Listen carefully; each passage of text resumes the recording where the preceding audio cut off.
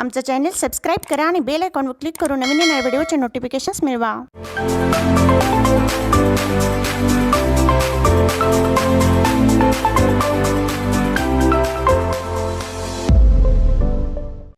नमस्कार.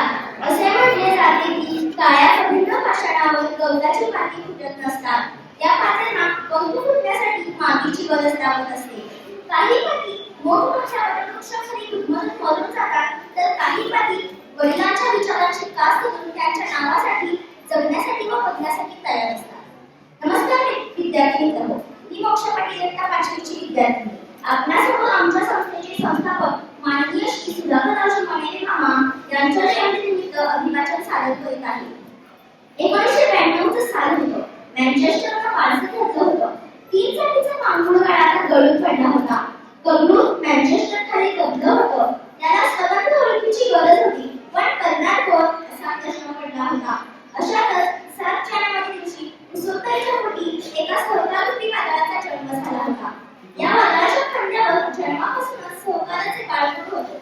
मँचेस्टर समोर शिक्षणाचा दिवा लावणं म्हणजे वादळात दिवा लावण्यासारखं होतं. मँचेस्टर जवळच कबनूर गाव होतं. पाचमध्यांच्या संगमातून निघालं होतं. सभोवताली निसर्गाची उधळण झाली होती. वर पिंपळ यासारखे डेरेदार वृक्षांनी गाव भरलं होतं. सोबत उसाचा पट्टा होता. थोडीशी आर्थिक सुबत्ता होती. मँचेस्टरच्या भोवतीला त्याने बाळसं धरलं होतं.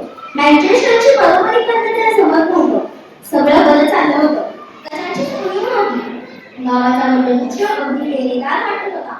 त्याच्या अनेक फांद्या होत्या. एक फांदी होती मखनमणीची, एक फांदी पंचबांगीची, तर एक मुसपट्टीची. पण शिक्षण क्षेत्राची मात्र फांदीच नव्हती. जी होती त्या फांदीवर गरिबांच्या पोरांना शिक्षणाचा गारवा मिळत नव्हता, तर काहींना सोसवत नव्हता. कारण होते ते पैशाचे. या परिस्थितीमुळे सगळेच खोलवरच पडले होते. त्या होलवणाऱ्या कोवळ्या जीवांना शिक्षणाची सावली मिळवून देणे गरजेचे होते. एक व्यक्ती या सत्रावर नजर ठेवून होती. ते होलवणारे कोवळे जीव त्या व्यक्तीला हात मारत होते. त्या वेळेला ओढेने त्या व्यक्तीच्या रक्तातच होते. वडिलांच्याकडून 75,000ची देणगी हातात होती. त्या देणगीचे रूपांतर मुसुताईच्या डोक्यात करायचं त्या व्यक्तीनं उचलायचं ठरवलं होतं.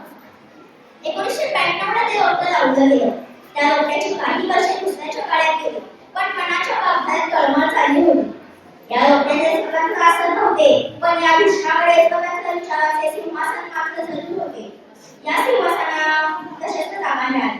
कुसुमताई नावाचे रोपटे लावले गेले. हळूहळू कुसुमताईनं वारसं धरलं. या रोप्याचे DA म्हणे चारिटेबल ट्रस्ट या वटवृक्षात रूपांतर झाले. या रोपट्याला त्या व्यक्तीने आपल्या रक्ताचा, आपल्या संघर्षाचा, आपल्या घामाचा जणू काही दुधात शिकत घातला होता. कुसुमताईच्या फांद्या आता विस्तारू लागल्या होत्या. प्रत्येक फांदीला बालवाडी, प्राथमिक, high school, junior college, Kusum Olympiad अशी फळे लागली. प्रत्येक फांदीवर गरिबांची, वंचितांची मुले आनंदाने कापून लागली होती. त्याच्या पंखात त्या व्यक्तीने हत्तीचे बळ घातले होते. अनेक पाखरांचे पक्षी झाले होते. त्या पक्ष्यांना आवडणाऱ्या कुसुमताईचं गाव होतं कबनूर, आणि त्या रोपट्याचा वटवृक्ष करणारा साम्राज्याचं नाव होतं सुधाकर. या सुधाकर परमाने स्वखर्चाने अनेकांना डॉक्टर, इंजिनियर केले. या सर्वांच्या पंखात हत्तीचे बळ भरले, पण हे करत असताना त्याचा कधीच विचार केला. अशा या कन्यासुद्याला उतार द्यायचे गमन लागले. 14 गावांना आपल्या कर्तृत्वाने थरथरायला लावणारा हात आता वयोमानाप्रमाणे स्वतःच ठरवला. माझं कबनूरला ते मान्य नव्हते, पण नियती पुढे सर्वांना झुकावे लागले. या कन्यासुद्याने संपूर्ण कबनूरला, 14 गावांना, शांतीनाथला, दक्षिणी स्टेटला जीवदान देणारा हा सहकाराचा सूर्य 13 जुलै 2025 रोजी ढगाळ गेला.